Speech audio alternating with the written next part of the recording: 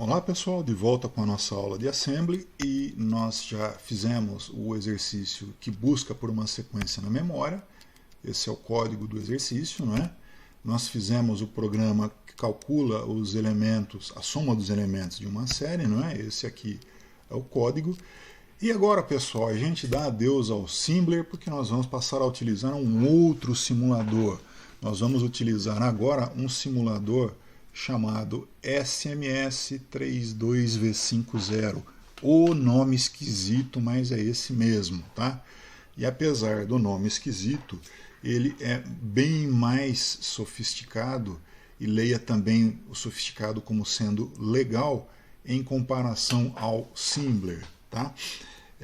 Esse simulador, pessoal, ele já está disponível para vocês na nossa disciplina lá no Moodle. E a única coisa que vocês vão ter que fazer é baixar esse simulador do Moodle e descompactar ele em qualquer pasta, tá certo? Descompactou ele em qualquer pasta, aí é só utilizar, tá? Não tem que fazer nenhum tipo de instalação, é só usar, chamar o executável e tá tudo certo, tá? E o mais legal disso é que a interface desse simulador ela é bastante amigável, não é? Então, só para a gente ter uma ideia, está aqui o desenho da interface, tá? Eu não vou explicar já os detalhes da interface, é mais para vocês verem como é a cara dessa interface, tá? Ela é mais bonitinha, mais organizada, tem muito mais recursos que o Assembler. Deixa eu mostrar para vocês como é que vocês vão fazer o download desse software, do SMS32V50, tá? Eu já tenho a minha área no Moodle aqui aberta, não é? Já está na nossa disciplina, tá certo? Já está aqui, olha, Organização e Arquitetura de Computadores, e o SMS32V50, olha lá, ele está aqui em Material Multimídia Diverso, e eu coloquei ele aqui, olha, no topo, tá? Desse Material Multimídia Diverso, então SMS 32V50, um simulador Assembly mais avançado. Eu clico nele, ele faz o download, tá? É pequeno, eu acho que são 2 megas, se eu não estou enganado, por volta disso. E tá ele aqui nessa pasta, né? E a única coisa que eu tenho que fazer é descompactar e usar, tá? Então eu descompactei e tá aqui o programa executável, olha, dentro da pastinha, o programa executável tá aqui. Tá? Então é só clicar sobre ele e você vai estar rodando o Assembler, ok? Eu vou mostrar para vocês a execução, eu já tenho ele numa outra pasta padrão minha, e eu vou mostrar para vocês a execução dele com um pouco mais de cuidado agora, tá certo? Então está aqui a minha interface desse simulador novo. Tá? O que a gente tem que tomar cuidado, pessoal, é que a arquitetura desse simulador ela muda significativamente em relação ao simulador anterior. Tá?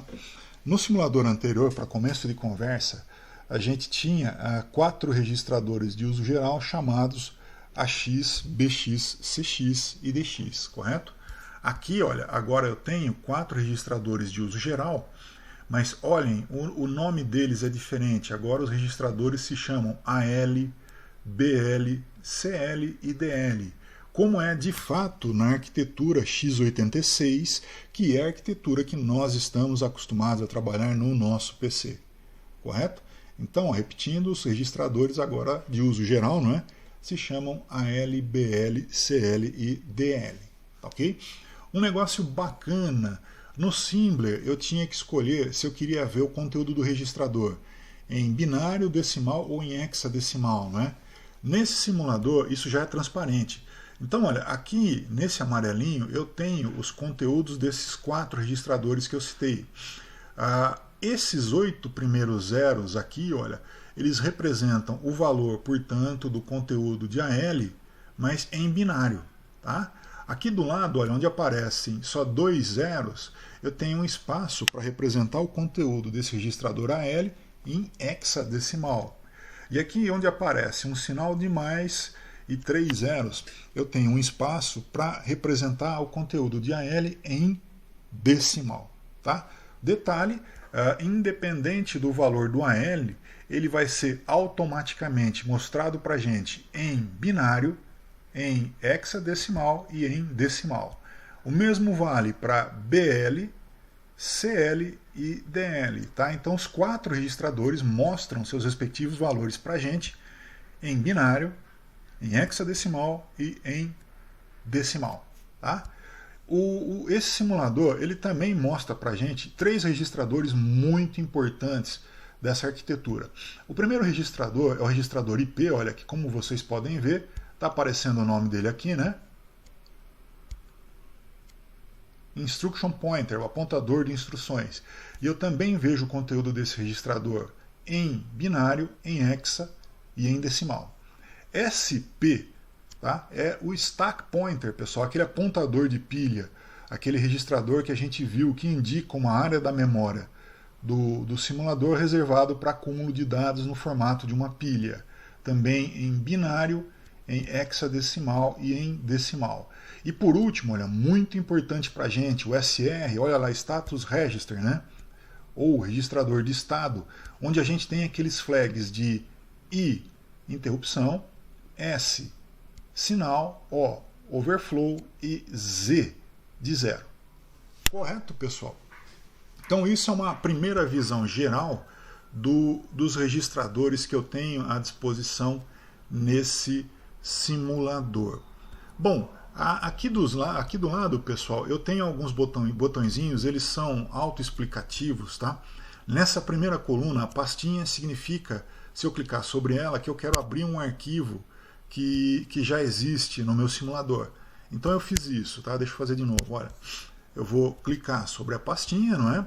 Eu vou abrir um arquivo que já existe. Aqui, olha, abri o arquivo. Selecionei o arquivo e ele está aqui na área de edição para mim, tá ok?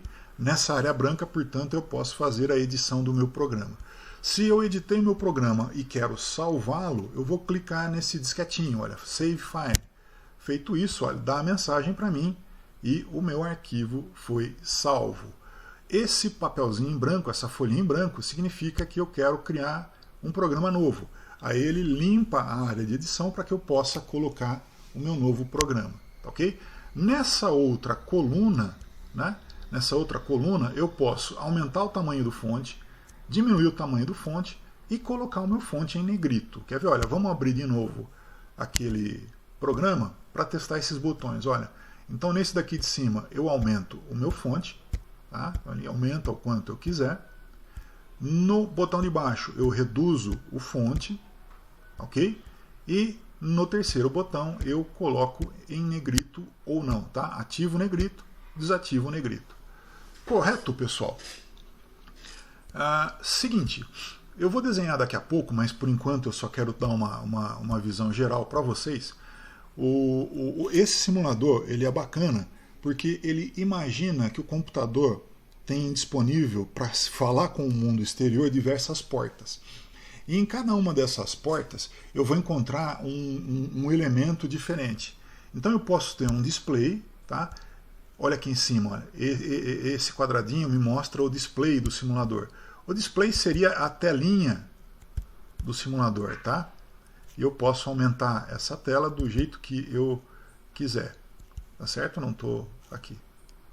Eu posso aumentar aqui, ou eu posso aumentar aqui, tá certo? Então aqui eu estou mostrando a telinha do meu simulador. Essa tela ela está ligada em uma determinada porta, ok? Em outra porta eu tenho, por exemplo, olha, um sistema que simula um tanque de aquecimento, que nós vamos trabalhar futuramente. Em outra porta a gente tem o que? Um elevador, tá?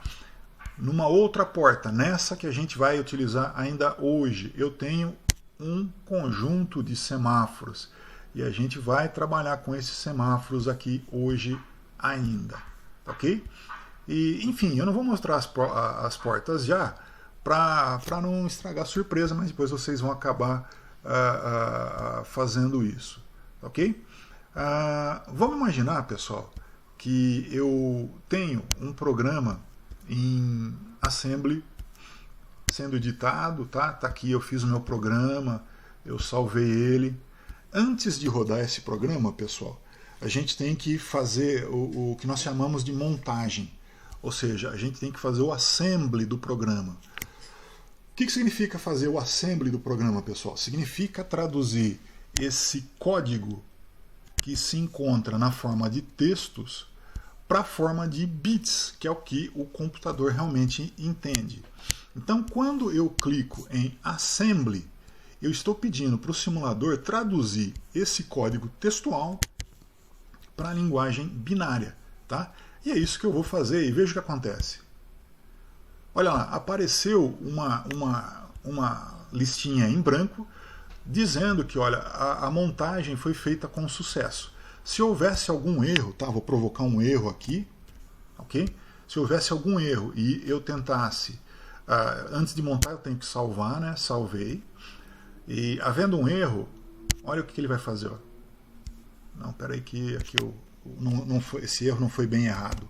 Agora sim, um erro bem errado, tá? Então eu coloquei um erro aqui. Havendo esse erro, olha o que acontece depois que eu salvo e tento fazer a montagem. Olha lá, ele acusou um erro e ele ainda mostra para mim o provável local do erro, tá certo? Então, olha, eu vou voltar ao que era, corrigir o meu erro, tá? Salvo, ficou verdinho para mostrar que eu salvei e monto, continuou verdinho para dizer que a montagem foi legal. Uma vez montado, pessoal, eu posso executar esse programa. E esse programa ele pode ser executado do mesmo jeito que nós fizemos com o Assembler. Eu posso executar linha por linha se eu for clicando nesse step, tá ok? Bem como eu posso clicar, bem como eu posso executar tudo de uma vez se eu clicar no Run. Tá? Se eu clicar no Run, o meu programa vai ser executado com uma determinada velocidade.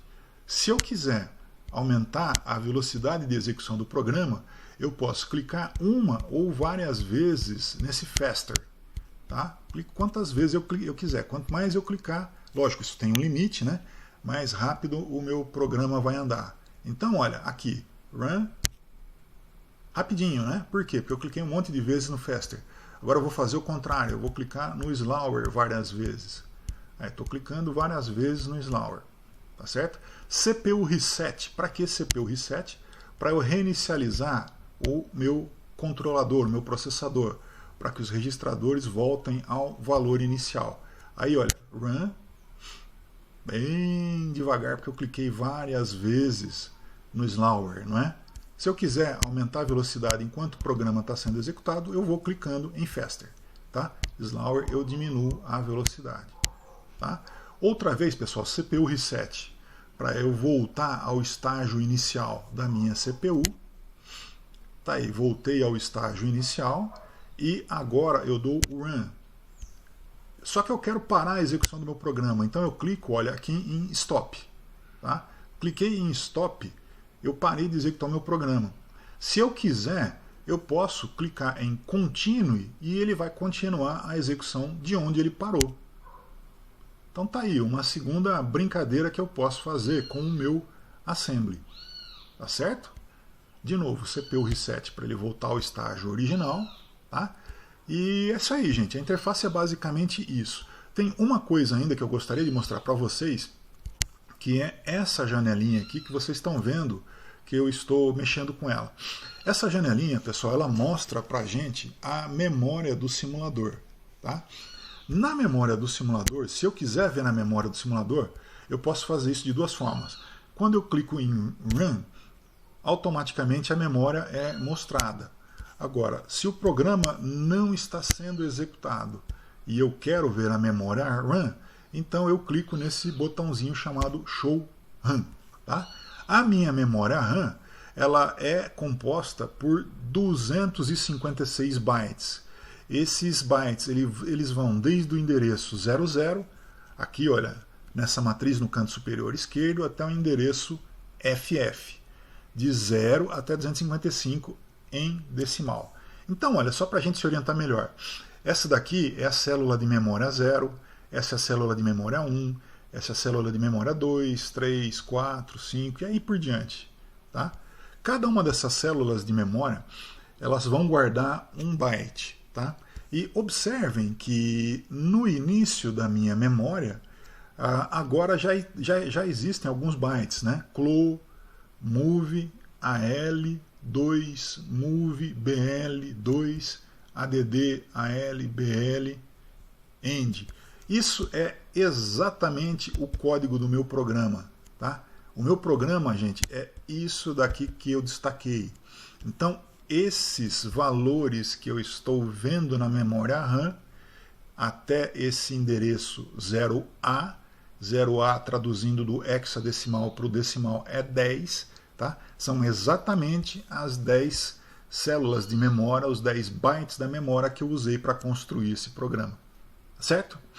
Detalhe, aqui eu estou vendo o meu programa no formato de assembly, porque ele está nesse modo zsource. Se eu quisesse, ao invés de ver o meu programa em assembly nesse formato, se eu quisesse ver apenas valores em hexadecimal, eu clicaria aqui, olha. E tá aí, eu agora vejo a memória com valores hexadecimais. Tá certo? Se eu quiser ver caracteres ASCII, então eu clico aqui, olha, nesse ponto do meio.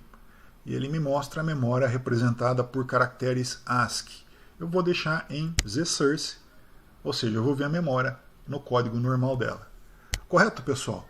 Eu vou sair do simulador agora para não estender demais esse vídeo e já já a gente volta com mais alguns detalhes da nossa aula, tá? Até mais!